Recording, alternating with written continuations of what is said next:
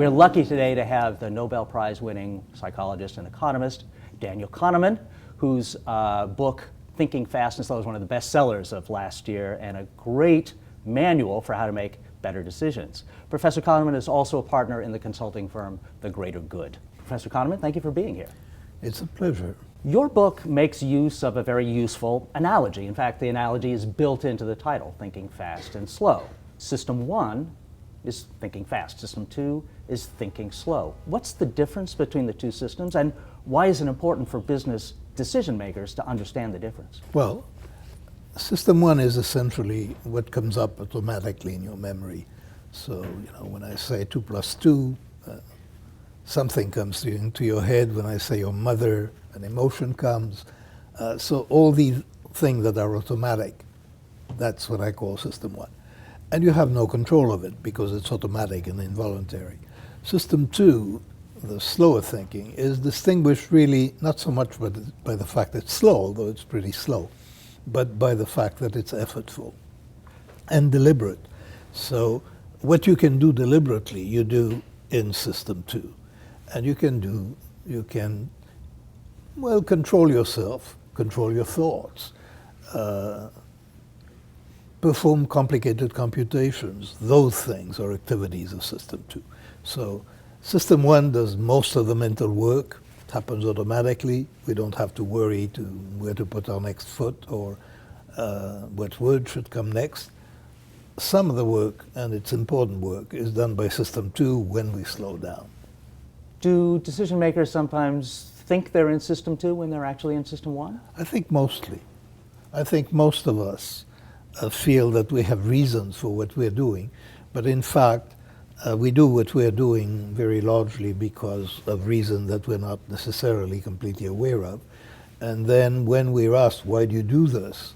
We have reasons. But the reasons are not necessarily the causes of our actions. Does it lead to mental errors, bad decisions, because you think you've made a deliberation and you haven't? It really depends whether you're very skilled and whether the world provides support for your skills. So, if you're a chess player and you make very quick decisions about your next move, if you're a master chess player, they're going to be good moves. But the world is not like the chessboard, so it's much more complicated. And in the world, a relatively good move is not necessarily successful. So it's much more complicated, the relationship between moves and outcomes. And there, sometimes, System 2, slowing yourself down, has advantages and enables you to see things that System 1 doesn't. You've often talked about, and one of the things that's given your research such purchase, is that people often make mistakes because they're in System 1. And even if they know that they're in System 1, or even if they're aware of the mental shortcut or short circuit, if you will, that they're doing, they can't help themselves. Well, this isn't familiar to everybody from visual illusions. So, there are those famous illusions where you have two lines and one looks longer than the other, and I tell you that they're of equal length. And one continues to look longer than the other.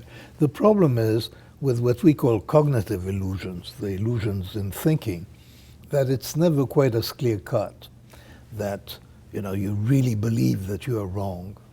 With the visual illusion, you really believe that you are wrong. But with the cognitive illusions, it continues to feel right. So you have an error, somebody tells you it's an error. Your better self tells you it's an error, but it still feels right. Can you give me an example? Well, there are people, there are psychopaths who instill a lot of confidence, and you shouldn't believe them because you've been warned against them, but you feel warmth toward them, and you feel that, or what you have been told must be a mistake because that person is so charming. That's a cognitive illusion. Yes. So some people trusted Bernie Madoff and insisted that he was an honorable man, even although they were warned. That's the key.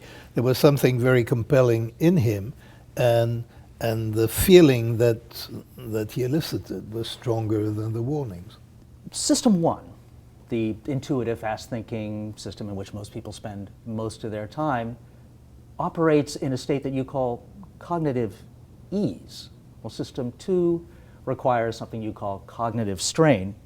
When you're taking the easy path of System 1, what kinds of mistakes are you prone to? In the first place, you are going to act more impulsively.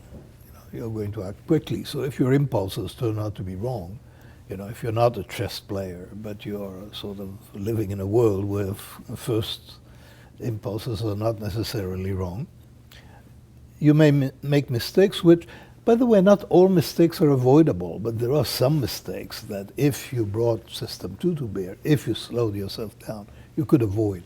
So when you are in a sort of free-flow mode of cognitive ease and System 1 running the show, you're going to be more impulsive, you're going to be more emotional, you're going to be more optimistic, and you're going generally to follow your first impressions and your first intuitions. And isn't that good? Haven't we read that your gut is right 90% of the time? No, it's not right 90% of the time. The chess player's gut, if the chess player is a master, is right 90% of the time. Those are situations that allow for skill. But when we're dealing with situations, whether to invest in this or that, or whether to, we're not always. There the first impulse is not necessarily right the first time.